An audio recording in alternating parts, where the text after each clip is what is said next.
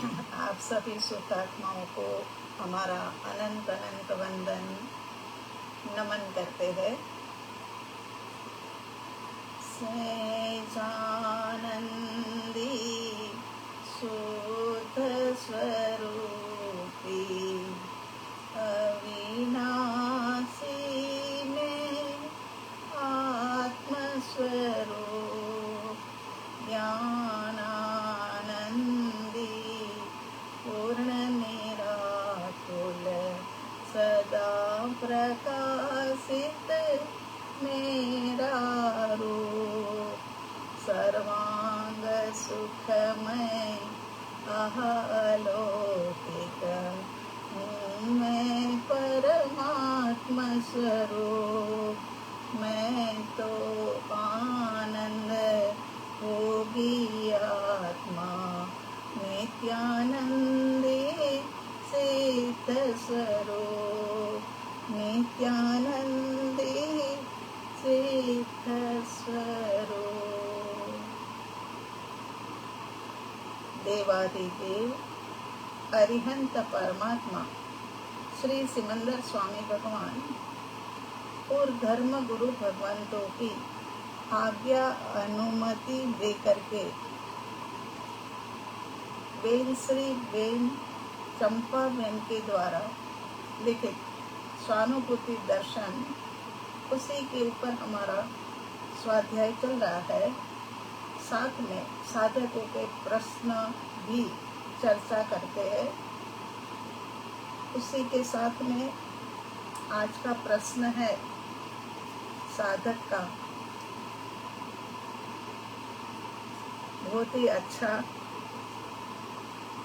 और जोरदार है और बात सच्ची भी है। यहाँ साधक लिख रहे हैं कि साधु साध्वी जी और ज्ञानी पुरुष हमें सदा यही कहते हैं कि कसायों को दूर करो, कसायों को दूर करो, क्रोध मान माया लोभ ना करो। लेकिन उनको कैसे हटाया जाए उसके बारे में कुछ नहीं बताते हैं। उनका उपाय बताए तब तो उपाय करके हम कसायों से पीछे हटे ना। प्रश्न तो आपका बहुत अच्छा है, समझदारी वाला है, क्योंकि कसाई ही तो संसार का बीज है। कसाई जैसे जैसे पतले पड़े वैसे वैसे संसार भी पतला होता जाता है, माने कम होता जाता है। तो उसके लिए कुछ उपाय, कुछ ऐसे पॉइंट बताते हैं कि जो पॉइंट का आचरण करके ये कसायों से अपन मुक्त हो सकते हैं या कसायों को पतला कर सकते हैं। तो इसमें पॉइंट नंबर 1, कसाई भाव आए तब मैं क्या कर रहा हूँ, इस बात का हमें ख्याल होना चाहिए। बहुत बार ऐसा होता है कि क्रोध मान माया लोभ या राग द्वेष आकर के चला भी जाता है, तब भी हमें पता नहीं होता है। तब हमें कसायों को देखने की आदत डालनी पड़ेगी, क्योंकि चोर को देखने की आदत ना डाले तो वो निकलेंगे कैसे। हमें क्रोध मान माया रूपी चोर को निकालना है। और ऐसे रूटीन में भाग गए हैं ये क्रोध मान माया लोभ राग और द्वेष के ये इसका आचरण कर ले मैंने, तब भी हमें ख्याल नहीं होता है कि हमने क्रोध कर लिया, सामने वाले का दिल दुखा दिया, ये ख्याल नहीं रहता है। तो अब हमें आदत डालनी पड़ेगी कि ये कसाई भाव के अंदर में जब भी जाए तब तुरंत फिर अपने आप के अंदर में आ करके उसकी नोंद लेवे कि आज मैंने गुस्सा कर लिया, ये ठीक नहीं हुआ, ऐसा करना नहीं चाहिए था। तो इस प्रकार से भीतर में इसकी नोंद लेने से ये फिर दूसरी बार आने से पहले सोचेगा कि यहाँ तो चोर को देख रहे हैं, अब देख रहे हैं तो मैं जाऊं कैसे। ये पॉइंट नंबर 1, आप भी ये पॉइंट को लिख लेंगे तो अच्छा रहेगा। अभी तो सुन लो, सुनने के बाद फिर लिख लेना, ताकि एक बार और सुनना भी हो जाएगा।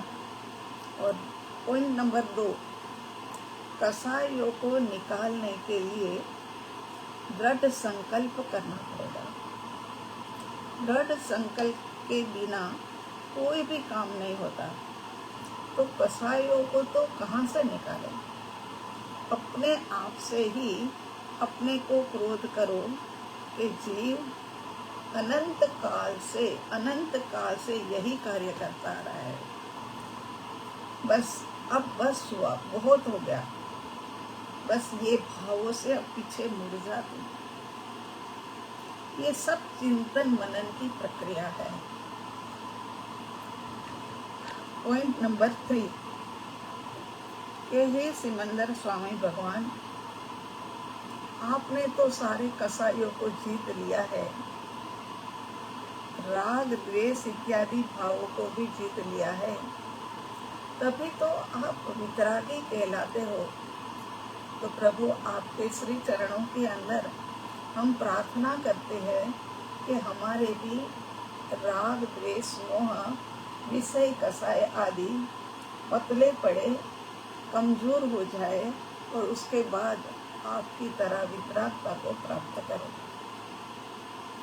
पॉइंट नंबर 4, सभी व्यक्ति को निर्दोष देखने की आदत डालो। जब कोई व्यक्ति अपने साथ अनुकूल वर्तन नहीं करती तब अपने अहंकार को ठेस पहुंचती है और उस व्यक्ति पर क्रोध आता है। लेकिन जब जब क्रोध आए तब जितना हो सके जल्दी से शांत होने का प्रयत्न करें। ठीक है कि संसार के अंदर में भटक रहे हैं तो हर जगह से इकट्ठे करके कर्म तो लेकर के आए ही है, इसीलिए कसाई उदय में आ जाते हैं। लेकिन अब तो हमारा प्रयत्न ही ये है कि ये कसाइयों से मुक्त कैसे हो गए। सही बात है, साधु साध्वी सबके पास जाओ तो यही बात है, भाई कसाई ना करो। कसाइयों के कारण से ही संसार का परिभ्रमण है। और हम भी कहते रहते हैं, है ना, हम भी कहते रहते हैं।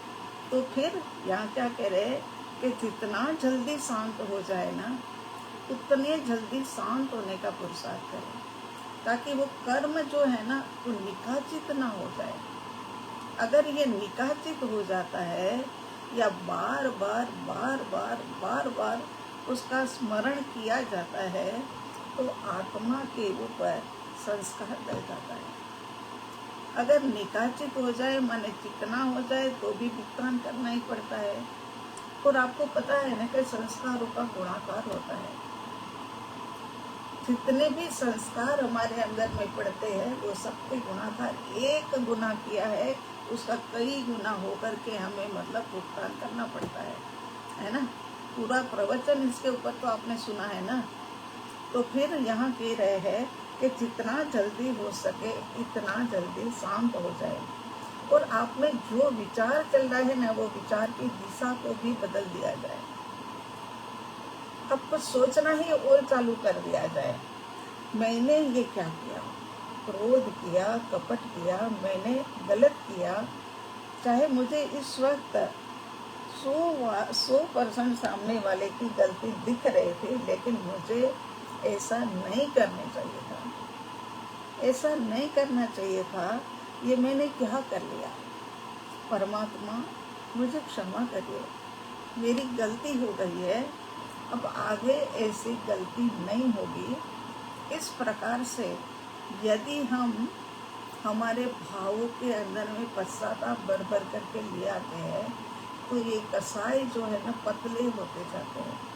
लेकिन हम तो ये सोचते हैं कि उसने एक थप्पड़ मारा तो मैं 2 थप्पड़ मारूंगा, उसने हमें आज 2 बार सुनाई है तो हम है ना कल उनको 4 बातें सुनाएंगे। ये अपने आप को समझता क्या है?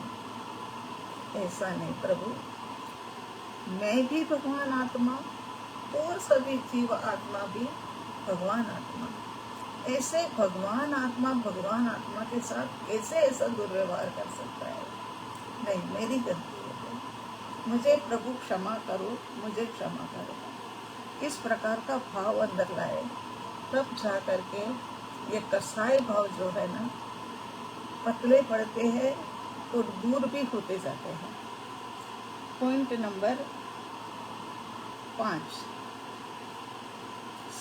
कसाईयों को छोड़ने का प्रयत्न छोड़ना नहीं चाहिए। अनंत भवों से हमने कसाईयों को पाला और पोसा है, उसको थपथपाया है। कोई किसी के ऊपर क्रोध करता है और तीसरे व्यक्ति भी उनके साथ बनती नहीं है, तो फिर कहता है ये ऐसा ही है, ये इसी प्रकार का आदमी है, इसको तो और भी मतलब तुम डांट डपट करके समझा दे, ऐसा तीसरा व्यक्ति बोलता है। अनंत फ्लोर से हमने यही तो काम किया है ना। ये कसाईयों को राग द्वेष मोह को पाला पोसा और बड़ा किया है। इस कारण से इनको निकालने में हो सकता है न जाने कितने ही भव लग जाए, लेकिन एक दिन तो उनको जाना ही पड़ेगा। कितना ही समय लग जाए, कितना ही भव लग जाए, लेकिन एक समय जाना पड़ेगा, क्योंकि अब हमने हाथ में ये अपना हथियार ले लिया है कि मुझे ये कसाईयों को खत्म करना है। अब कसाई भाव के अंदर मुझे नहीं जीना, और ना तो मुझे कभी भी किसी के ऊपर कसाई भाव करके भवों को बढ़ाना है। चाहे कितना ही प्रयत्न करने पर भी क्रोध आ ही जाता है। ऐसा कहकर के ये जो छोड़ने का प्रयत्न है ना, उसको छोड़ना नहीं चाहिए। अब मैं क्या करूं? कोई कहता है, हमने सुना भी है, अब हमारे मन में कुछ नहीं होता है, मगर पता नहीं ऐसे ही एक बार गुस्सा आ ही जाता है। हम मन के बड़े सीधे हैं, ऐसी बातें कहने वाले हमारे सामने अभी भी है, इसी वक्त भी है। तो प्रभु कभी भी प्रयत्न मत छोड़ना, हल्के फुल्के में लेकर के।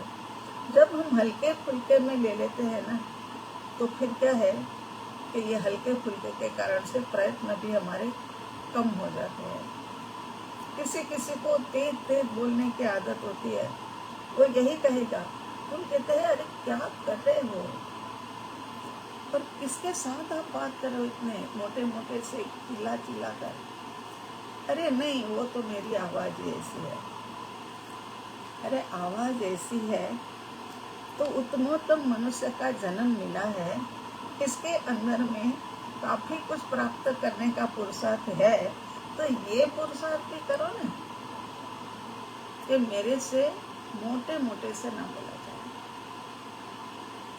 और क्या होता है, जो सरल हृदय होता है ना, उनको अपनी ही गलती लगती है। कोई भी गलती हो दूसरे का, उसके अंदर में कहीं ना कहीं गुनाह हो, इनकी जरा भी गलती ना हो, तो भी मतलब वो यही सोचता, अरे मैं ही नहीं बोलता, मैंने उनको क्यों ये बात कही, बेकार में मतलब इतनी झंझट पड़ गई। ये सरलता का साइन है, और ये सम्यक दृष्टि बनने वाली आत्मा है। पक्का सोच लेना, भीतर से पश्चाताप हो।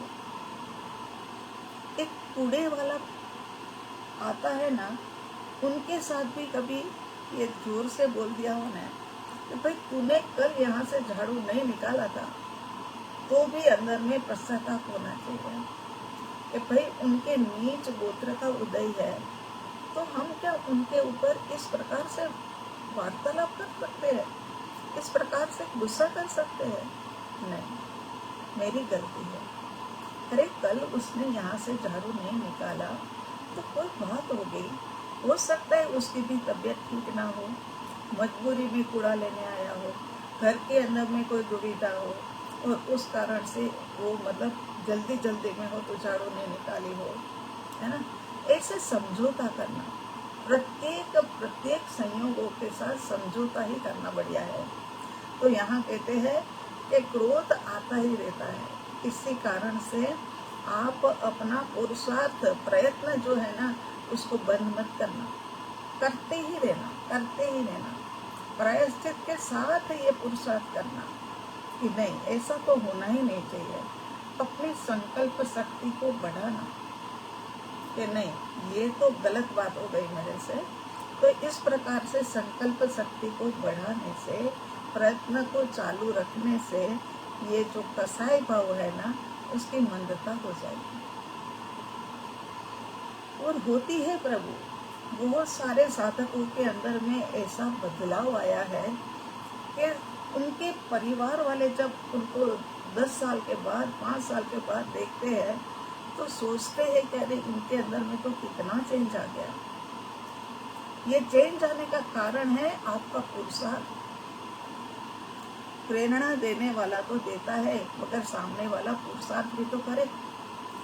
उसके बाद पॉइंट नंबर 6, चित्त की प्रसन्नता। छोटी छोटी बातों की तो गिनती ही मत करना।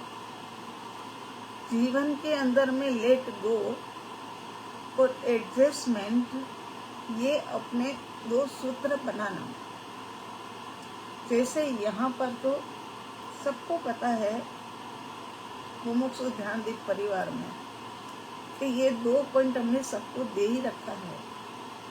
एक बार हम कहीं स्वाध्याय देने के लिए गए थे और वहाँ पर काफ़ी सारे लोग थे, सब अलग अलग प्रश्न पूछ रहे थे स्वाध्याय के बाद। तो हमको भी पूछा गया कि माँ प्रभु गृहस्थ आश्रम में रहते हो, हम जानते हैं आपका परिवार भी बहुत बड़ा है और इतने बड़े परिवार के अंदर में आपने किस तरीके से ये धर्म और संसार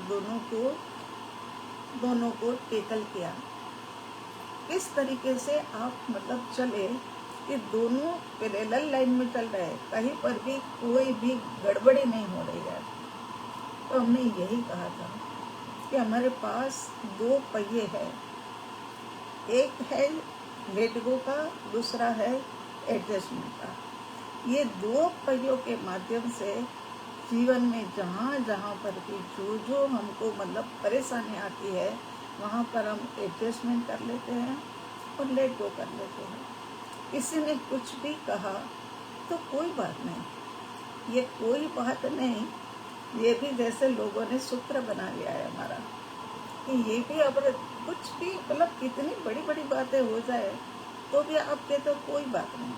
तो ये मतलब लेट गो एडजस्टमेंट कोई बात नहीं, चलता रहता है, ऐसा सोचना ये भी एक गृहस्थ आश्रम को जीवन को जीतने की कला है। तो यहाँ कहते हैं कि लेट गो एडजस्टमेंट संसार में चलता ही रहना चाहिए, ऐसा करने से शक्ति बढ़ती है। कसायों के समय भी यदि भीतर में चित्त की प्रसन्नता हो तो ये कसाय है ना बहुत जल्दी काबू में आ जाते हैं।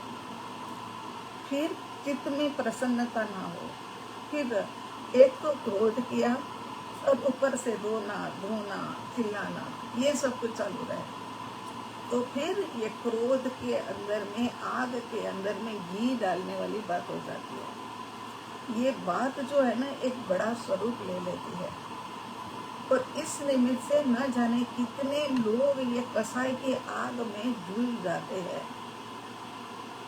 इसीलिए चित्त की प्रसन्नता हो और कसाई करने के समय पर कि ऐसे हंसते हंसते टाइम निकाले, ऐसे पास करे तो ये काबू में जल्दी बहुत आ जाता है। कुवचन कुकाया का सहयोग मत देना। गाली गलौज करके या उनको जो मर्जी में बोल तो लेंगे, एक सेकंड में बोला जाएगा, लेकिन फिर इसकी असर न जाने कितने सालों साल तक और संबंधों के अंदर में भी गिराड़ कर देता है यह वचन। इसीलिए बहुत ही ध्यान से संभल करके वचनों का भी प्रयोग करना। काया का तो करना ही नहीं, काया का प्रयोग करना माने थप्पड़ बप्पड़ लगा देना, ऐसा तो कार्य करना ही नहीं है। कसाई के परिणाम उठे तो उसे भीतर ही भीतर समा दो। बहुत से कसाई तो भीतर ही भीतर समाने से सफाया हो जाता है। सोचा था कहना है, ऐसी ही बात करनी है कि तुम क्या करते हो हमारे साथ, मगर चित्त की प्रसन्नता थी और अंदर भीतर में ये भाव को समा दिया था। तो शाम होते होते क्या 1 घंटे के बाद वो व्यक्ति आकर के अपने पास बैठता है और पूछता है कि इसका क्या करें, ये क्या करें, वो क्या करें। तो इस प्रकार से कर्मों का सफाया हो जाता है और कसाई पतले पड़ जाते हैं। पॉइंट नंबर 7, आत्मनिरीक्षण करो। हमारे बिस्तर के पास में एक बड़ा सा चार्ट लगा दो, या अलमारी होती है ना, उसके अंदर की साइड में एक चार्ट बना करके लगा दो।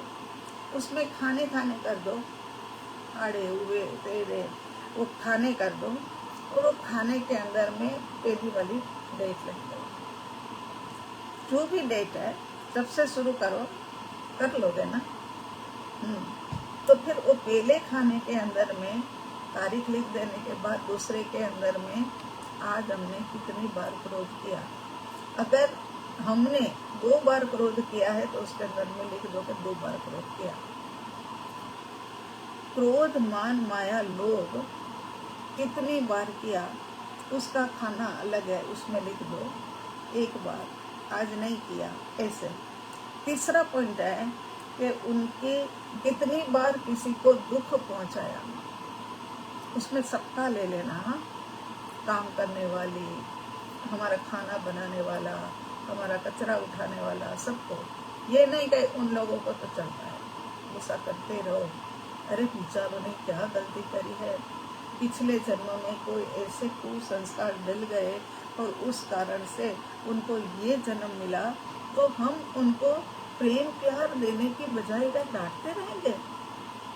यही हमारी मानवता है, यही हमें सिद्धालय में जाने के लिए करना है क्या।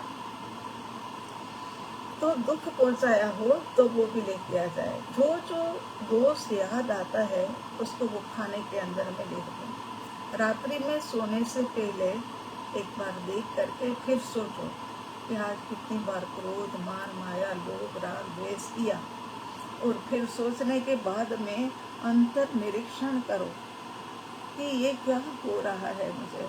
इतनी बार क्रोध मान माया लोभ मेरा पीछा नहीं छोड़ रहा है कि मैं उसका पीछा नहीं छोड़ रहा हूँ, ये तो बहुत गलत हो रहा है। ऐसे अंतर निरीक्षण करके परमात्मा से क्षमा याचना करो, और आप देखते रह जाओगे 1 महीना तो क्या कुछ दिनों के अंदर में इस कार्य के कसायों के अंदर में कमी आनी शुरू हो जाएगी। उसके बाद है पॉइंट नंबर 8, आत्मा में स्थिर होने का अभ्यास करो। जब कसाई जागता है तब श्वासों श्वास को देखो। ये एक आध्यात्मिक उपाय, व्यवहारू घरेलू ये तो सब ठीक है, मगर जब भी कसाई जागता है, कसाई उठता है, तो क्या है कि 7 बार श्वासों श्वास को देखो। ये बात है ना, बचपन में हमारी मम्मी बहुत कहा करती थी, परमात्मा कृपा से, पूर्व के कर्म के संस्कारों के कारण से ये तो कहना पड़ेगा कि बचपन में या गुस्सा का जो प्रभाव है ना वो हमारे ऊपर बहुत कम पड़ा है। लेकिन परिवार बड़ा होता था और कोई गुस्सा करता था तो यही कहते थे कि 5 बार है ना नवकार मंत्र गिन लो। अरे एक तो यहाँ वो गुस्से हो रहे दोनों जने, और यहाँ पर आप कहते हो नवकार मंत्र गिनो, ये क्या? तो यही वाली बात अब ध्यान में आ रही है कि यही हुआ। ये भी उनको ये श्वासोश्वास का तब ध्यान साधना वगैरह इतनी नहीं थी तो नहीं ध्यान आया होगा। तो 7 बार श्वासोश्वास देख लो। और कसाई तक पहुँचने के लिए ये श्वासोश्वास जो है ना एक बहुत बड़ा आलम्बन है कि वहाँ पहुँचते तो ये कसाई जो है ना वो शांत हो जाती है। प्रतिदिन 15 मिनट के लिए ध्यान साधना में बैठ कर के श्वासोश्वास देखने का नियम रखो। आत्मा में स्थिर होकर के वर्तमान में ही देखते रहो। दृढ़ संकल्प होगा तो अवश्य मंजिल प्राप्त होगी ही होगी। ये 8 पॉइंट हमने आपको बताए। ये 8 पॉइंट को लिख लेना, चार्ट बना लेना। यदि मोक्ष मार्ग के ऊपर चलना है तो, वरना तो जैसा चल रहा है वैसा ही संसार अनंत काल से और आगे भी चलता ही रहेगा। मगर ना, ऐसा नहीं होने देना। अब कसाईयों को हराना है, हमें जीतना है, वितराग पथ के ऊपर चलना है, मुक्ति में जाना है। ठीक है ना? उसके बाद का प्रश्न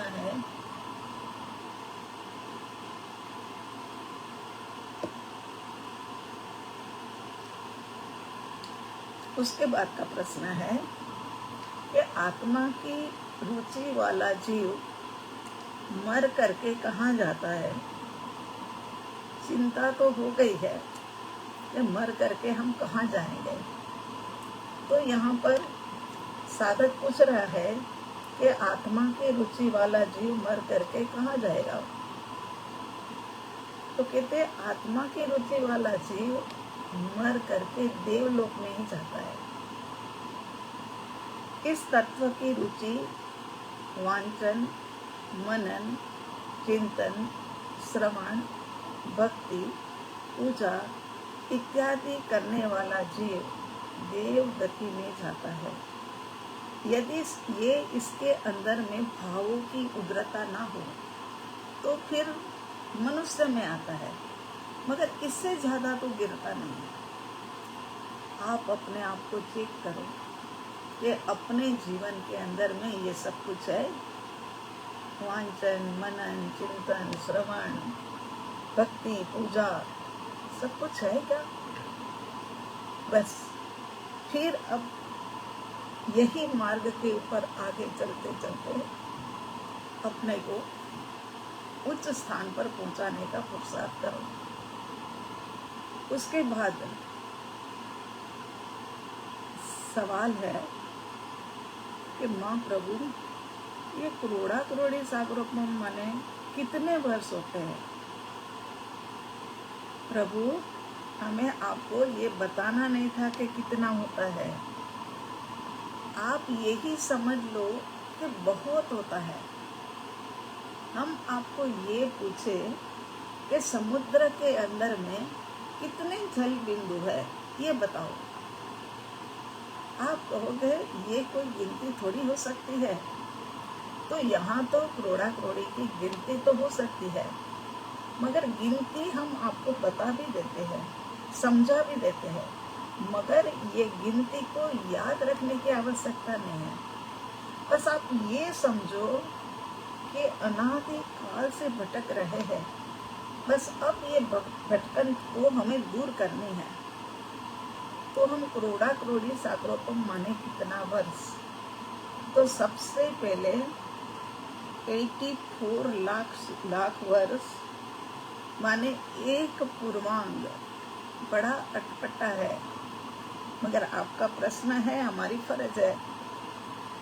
84 लाख वर्ष माने एक पूर्वांग हुआ। जैसे कहते हैं ना कि एक साल माने तो 12 महीने, इसी प्रकार से यहाँ कहा 84 लाख वर्ष माने एक पूर्वांग। फिर 84 लाख पूर्वांग माने एक पूर्व, माने एक पूर्व। तो एक पूर्व में कितने वर्ष? तो कहते हैं 70 अरब 56,000 वर्ष, तब जाके एक पूर्व होता है। उसके बाद कहते हैं कि ऐसे असंख्याता पूर्व, जिसको गिना ना जा सके, ऐसा असंख्याता पूर्व, उसका एक पल्योपम।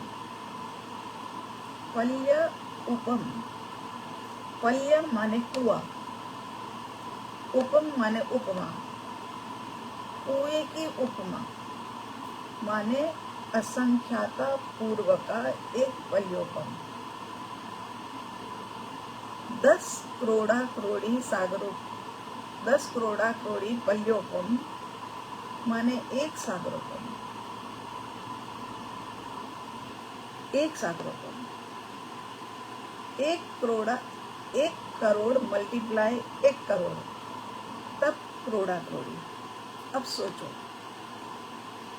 1 करोड़ा करोड़ी सागरोपम माने अनंत वर्ष, अनंत वर्ष हो जाते हैं। और ऐसे तो कई करोड़ा करोड़ी सागरोपम से अपन भटक रहे हैं। अब अगर दुख मन में लग जाए, ये हो कि नहीं बस अब ये संसार से पार होना है, ये क्या मतलब अनंत काल से मैं तो भटक रहा हूँ, और ऐसे अनंत काल तक भटकते भटकते मैं दुख ही पाता रहूंगा, जबकि मैं तो अनंत सुखों का स्वामी हूँ। मेरे खुद के पास अनंत सुख है, और फिर भी मैं भटकूं ना। अब नहीं भटकना है। ये गिनती से डर लगे, माने डरना इसीलिए नहीं है कि अब क्या करेंगे। पीछे प्रश्न में आएगा, वो भी पूछा है किसी ने कि माँ निगोद की बात सुन करके तो हम डर गए हैं, बहुत डर लग रहा है। तो डरने की जरूरत नहीं है, पुरुषार्थ करने की जरूरत है। डरेंगे सो मरेंगे, पुरुषार्थ करेंगे सो बचेंगे। पुरुषार्थ करने की बात है। तो यहाँ 1 करोड़ा करोड़ी सागरोपम माने अनंत अनंत वर्ष हो जाते कि जिसका अंत ही ना हो, ऐसा। ठीक है, ये आप भी लिख लेना, ताकि क्या है कि कभी भी हमारे स्वाध्याय में ऐसी बात आए तो आप पढ़ सकते हो। ठीक है ना। प्रश्न आया है, अच्छा प्रश्न है और समझने जैसा है कि सूक्ष्म उपयोग किसे कहते हैं। आप सभी साधक हो ने, फिर भी शायद आपके मन में ये विचार नहीं आया होगा कि ये सूक्ष्म उपयोग क्या होता होगा। सुन तो लेते हो, क्योंकि हमारे तो मेरे ख्याल सब स्वाध्याय में सूक्ष्म उपयोग आता ही है। तो सूक्ष्म उपयोग माने ज्ञान में ज्ञान ही भासे,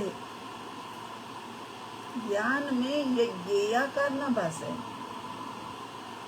ज्ञेयाकार दिखे, मगर ये मेरे ज्ञान के अंदर में आ रहा है।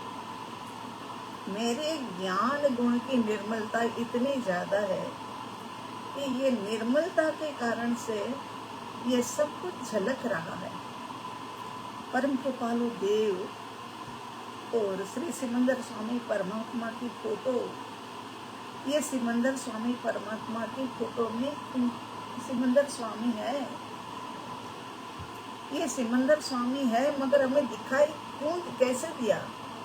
तो ज्ञान के माध्यम से दिखाया गया। ज्ञान में ज्ञान ही हो, ये में भी ज्ञान दिखे।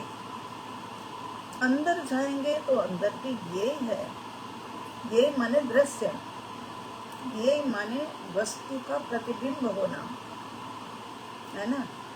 तो ये जो है ना, ज्ञान में ज्ञान ही भासे, कहीं कोई ये है ही नहीं प्रभु। ज्ञान ही ज्ञान है, ज्ञान के कारण से ही ये भाषित होते हैं। बाकी ये तो जड़ है, ये पेन है तो ये मेरे को पेन भाषित हुई, ये ठीक बात है। मगर ये पेन के अंदर में कोई ऐसी जड़ होने के कारण से चेतनता नहीं है। मगर मेरे ज्ञान गुण में तो, मेरा ज्ञान गुण माने मैं आत्मा, है ना। आत्मा कहो, ज्ञान कहो, दोनों एक ही बात है। और ये ज्ञान के अंदर में आई झलकते हुए, तो ये ज्ञान ने जाना कि ये पेन है। ऐसे ज्ञान के अंदर में ज्ञान भासे, ये आकार जो है वो सब गौण हो जाए। कितने ये आकार, ये मेरे स्टडी टेबल के ऊपर देखो, कम से कम 50 पेज पड़ी होगी। आप कहोगे माँ आप तो बड़े मतलब ऐसे ही होंगे कि 50 पेज कैसे पड़ी हो, ऐसे थोड़ी ना होता है। एक तो स्वानुभूति दर्शन चाहिए और एक आध पेन रख लो, बाकी और क्या। मगर ऐसा नहीं है, छोटे मोटे सब चीज़ों को लेकर के सोचे तो इतने बढ़िया। मगर ये मेरे ज्ञान में भाषित हो रही है। पंखे ने थोड़ी बताया कि मैं पंखा हूँ, घड़ी ने थोड़ी बताया कि मैं घड़ी हूँ, है ना, नहीं बताया। मगर फिर भी ये ज्ञान ने इसका स्वीकार कर लिया कि ये घड़ी है, ये पंखा है, ये परम कृपालु देव का ग्रंथ है, ये अरिहंत परमात्मा श्री सिमंदर स्वामी की फोटो है। ये ज्ञान में झलका है। ये हमेशा जड़ होते हैं, ज्ञान हमेशा चेतन होता है। तो चेतन के अंदर में झलकने वाले ये जो है, उसमें भी अब ज्ञान समझ में आने लग जाए। ध्यान साधना कराते कराते हम कहे कि भीतर की गहराई में उतरिए, सूक्ष्मता पूर्वक का उपयोग। अब सूक्ष्मता पूर्वक का उपयोग माने बिल्कुल छोटा नहीं करना, मगर सूक्ष्मता पूर्वक का उपयोग माने क्या है कि जो जो वहाँ पर ये दिख रहा है, अपार शांति है, अपार आनंद है, अनुपम सुख है, ये सब कुछ मेरे ज्ञान में झलक रहा है ना। आनंद आनंद को नहीं जानता, श्रद्धा श्रद्धा को नहीं जानता, शांति शांति को नहीं जानती, सुख सुख को नहीं जानता, है ना। ये सब कुछ जानने का काम तो किसने किया? तो ज्ञान गुण ने किया। अनंता गुण, मगर ये अनंता गुणों को अलग अलग करके नाम दे करके किसने हमें बताया? तो ये ज्ञान ने बताया। तो ये ज्ञान जो है ना, ये आकार में भी हमें भाषित हो और अपने अस्तित्व के अंदर में वो भासने लग जाए, भीतर जाए। तो भी ये श्वासों श्वास ये भी ज्ञान गुण में झलक रहा है। अनाहत केंद्र ये भी ज्ञान गुण में झलक रहा है ना। इस प्रकार के अपने अस्तित्व के अंदर में भी ज्ञान ही ज्ञान भाषे, ये सूक्ष्म उपयोग है।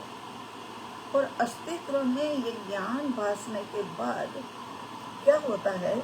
भाव भाषण होने लगता है। आप कहोगे भाव भाषण माने क्या? तो भाव भाषण माने जैसे जैसे अपनी दशा ऊपर उठती जाती है, माने अच्छी होने लगती है, और वैसे वैसे हमें ऐसा लगता है कि बस अब पहुंचने वाले हैं, अब पहुंच जाएंगे, है ना। कुछ तो वहाँ पर भी विकल्प है ना। तो जैसे कि महाविद्य क्षेत्रम जाना है तो घेवरा मोड़ का टर्न लेते हैं तो तुरंत जरा सा आगे जाकर बोलते बस पहुंच गए। तो क्या हम पहुंच गए हैं? पहुंचे नहीं अभी तो 10 फार्म हाउस छोड़ेंगे, उसके बाद महाविद्या आने वाला है। लेकिन कहते हैं क्या कि बस